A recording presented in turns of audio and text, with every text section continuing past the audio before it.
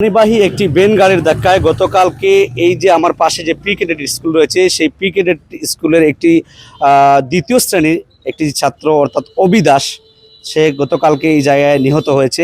Battery চালিত পানিবাহী যে গাড়ি রয়েছে গাড়ির যে ড্রাইভার সুফিয়ানকে তাৎক্ষণিক কানাইঘাট থানা পুলিশ ঘটনাস্থল থেকেই কিন্তু তাকে গ্রেফতার করা হয়েছে।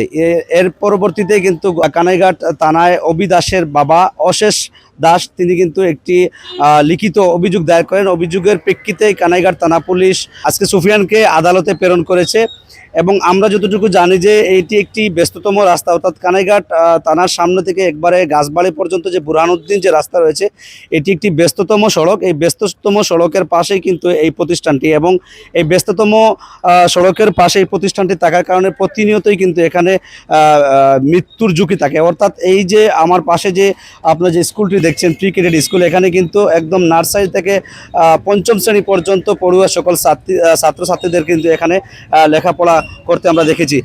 কিন্তু এই একটি প্রতিষ্ঠান একদম ব্যস্ততম রাস্তার পাশে থাকার কারণে কিন্তু প্রতিনিয়ত এখানে মৃত্যুর ঝুঁকি থাকছে। পর্যাপ্ত পরিমাণ নিরাপত্তা না থাকার কারণেই কিন্তু গতকালকের এই ঘটনাটি ঘটেছে বলে স্থানীয়রা দাবি করেছেন। স্থানীয়দের দাবি যাতে এই প্রি ক্যাডেট স্কুলটি এখান থেকে সরিয়ে নিরাপদ জায়গায় নিয়ে গেলে হয়তো এই মৃত্যুর ঝুঁকিটি কমতে পারে বলে তারা দাবি করেছেন। আমি ওবাইদি যাই আর ওবাইদি যেতে দেখি একটা গাড়ি ওখানে অন্য সাইডে আরো মানুষ মানে ছাত্ররাও আছে অন্য স্কুলের বারোই হয় গাড়ি একটা অ্যাক্সিডেন্ট করে লিছে বলে বাচ্চাটা কই বলে বাচ্চাটা লইয়া মেডিকেল লইয়া গেছেন। ও বিষয় লইয়া জানি আর কিছু জানি না, মেডিকেল লইয়া গেছেন বলে এই গাছের বিষয় যদি অভিজ্ঞতা না থাকে তুমি গাড়ি দূরতে কেন হ্যাঁ ও বিষয় জানি আর কিছু। প্রতিষ্ঠান বালা তো এগুলো শিক্ষা প্রতিষ্ঠান এগুলো সবচেয়ে বালা প্রতিষ্ঠান, আমরা চাই যে এগুলো আরো উচ্চত হইতো যেহেতু রাস্তার খান্দাত এগুলো ব্যস্ত রাস্তার পাশেই একদম যত্রতত্র বেশ কিছু প্রতিষ্ঠান আছে। এখানে আমাদের কারো না কারো বাচ্চারা পড়ালেখা করে, এমনকি স্কুল কর্তৃপক্ষ এই বিষয়টিকে একটি অকাল মৃত্যু হিসেবে উল্লেখ করেছে। এই দুর্ঘটনার বিষয়টিকে ওনারা খুবই হালকাভাবে নিয়েছে এবং আপনারা জানেন যে এই বাচ্চাটি গতকালকে মারা গিয়েছে, কিন্তু বিষয়টা নিয়ে কোনো হইচই নেই, কোনো কথাবার্তা নেই। যদি এইভাবে চলতে থাকে তাহলে তো প্রতি বছর 2-4টা ঘটনা ঘটবে, হয়তো আপনার আমার কারো না কারো ভাই বোন কারো না কারো বাচ্চা সন্তান মারা যাবে, কিন্তু এই বিষয়গুলোর কোনো সঠিক বিচার হবে না এবং এগুলোর কোনো সমাধান হবে না। আমি দাবি করছি যে আমি বিশেষভাবে বলতে চাই যে এই যে রাস্তার পাশে ব্যস্ত রাস্তার পাশে যে বিদ্যালয়গুলো, নিশ্চয়ই এখানে তাদের কোনো গাফিলতি আছে এবং তাদের কোনো দায় আছে। এখানে এই যে ক্লাস 2 একটি বাচ্চা, সে স্কুল কর্তৃপক্ষের অনুমতি না নিয়ে সে বাইরে কিভাবে যায় এবং একটি যানবাহনের ধাক্কায় সে মারা যায় কিভাবে, এখানে নিশ্চয়ই শতভাগ দায় নিতে হবে স্কুল কর্তৃপক্ষকে এবং বিষয়টি যাতে ভবিষ্যতে এরকম কোনো ঘটনা না ঘটে এ বিষয়ে আমি সবার সচেতন ভূমিকা আশা করছি। আল রিয়াদ পয়েন্ট একটা ব্যস্তনগর এলাকা, এই এলাকার মধ্যে যে আপনার যেগুলা প্রাইভেট শিক্ষা প্রতিষ্ঠান আছে এগুলা অত্যন্ত ঝুঁকিপূর্ণ। এখানে একটা শিশু যে কোনো সময় রাস্তা পারাপারের সময় হঠাৎ মৃত্যু হতে পারে। তাই এই প্রতিষ্ঠানগুলো মনে করো ক্যাম্পাসগুলো একটু বড় হইলে মনে করো শিক্ষার্থীর লাগিয়া আউটসাইডে হইলে অনেক ভালো হয়, অনেক সুবিধা হয় আর ঝুঁকিপূর্ণটা কমিয়ে। ঘটনাটা তো আপনারা হয়তো অলরেডি মনে করে জানতে পারছেন ঘটনা কীভাবে।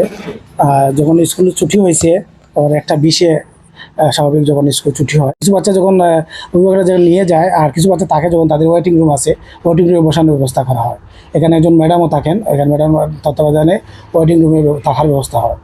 তো সে ওইখানে দীর্ঘ সময় ছিল।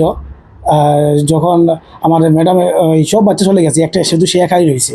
একা থাকার পরে সে ওই ম্যাডামকে যখন ইয়েতে গেছেন ওই যে প্রাকৃতিক কোনো কাজের জন্য যখন বাইরে ওই অফিস রুমে গেছেন, তখন সে ঘটনা ঘটার 5 মিনিট আগে সে গেটে ওখানে চলে আসে। আমরা ওখানে সিস্টেম হচ্ছে যে লাস্ট মিনিটে যে থাকবে ওনার দায়িত্ব হচ্ছে যে ওই বাচ্চাদেরকে ওই অভিভাবকের কাছে সংস্থান করা, তারপরে তিনি অফিসে আসেন সবাইকে দেওয়ার পরে।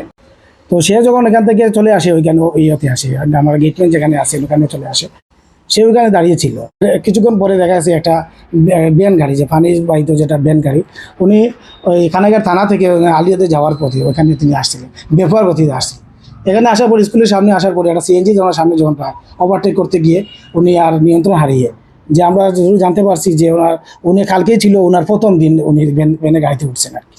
ওনার 2200 মধ্যে উনি যে 2200 দিচ্ছেন ওনার 2200 জানতে পারছি প্রথম দিন উনি ভ্যান গাড়িতে উঠছেন। আমার এখানে আসার পরে যখন সিএনজি একটা সামনে পড়ে, উনি সিএনজিকে ওভারটেক করতে গিয়ে উনি আর নিয়ন্ত্রণ হারিয়ে ফেলেন। নিয়ন্ত্রণ হারিয়ে সূর্য সোজা এসে আমাদের স্কুলের গেটের ওখানে এসে ধাক্কা মারে। আর আমাদের যে গেটম্যান যে দিদি ছিলেন উনিও উনি ওনার বাইশ মধ্যে স্যার আমি যদি আমিও খেয়াল করিনি যে এমন গতি দিয়ে আসছে সে আমার একবারে শরীরে গেছে সে বাচ্চাকে ধাক্কা মারছে। আমি যদি 2 ইঞ্চি যদি আমি জানতে তাতে আমাকে ধাক্কা দিত।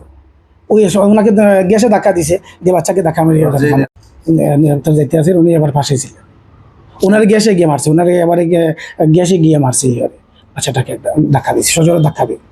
10 বছর ধরে আমাদের মনে করেন মেইন গেট যেটা ছিল এটা ওই যে আগে আরও গেট পরে রাস্তা ছিল, এখন রাস্তা বড় হওয়ার কারণে দেখা গেছে যে আমাদের স্কুলের গেটটা চলে গেছে, রাস্তার পাশে চলে গেছে। আগে কিন্তু এখানে ছিল না, আরও 5 ফুটের দূরত্ব ছিল আর কি। বাচ্চাদের সিকিউরিটি ব্যাপারটা আমরা বেশি করি, আর আমরাও থাকি, আমরা সাধারণত আমরা সবসময় এই ব্যাপারে বাচ্চাদের সিকিউরিটি ব্যাপারটা আমরা গুরুত্ব দিই বেশি একটু। সিলেটের যে সিকিউরিটি আছে আমরা দ্রুত আমরা এখানে আমরা একজন সিকিউরিটি গার্ড নিয়ে আসতেছি। মানুষরা সবাই এটা স্তব্ধ হয়ে গেছে যে আমাদের বাচ্চাদের নিরাপত্তা কোথায়।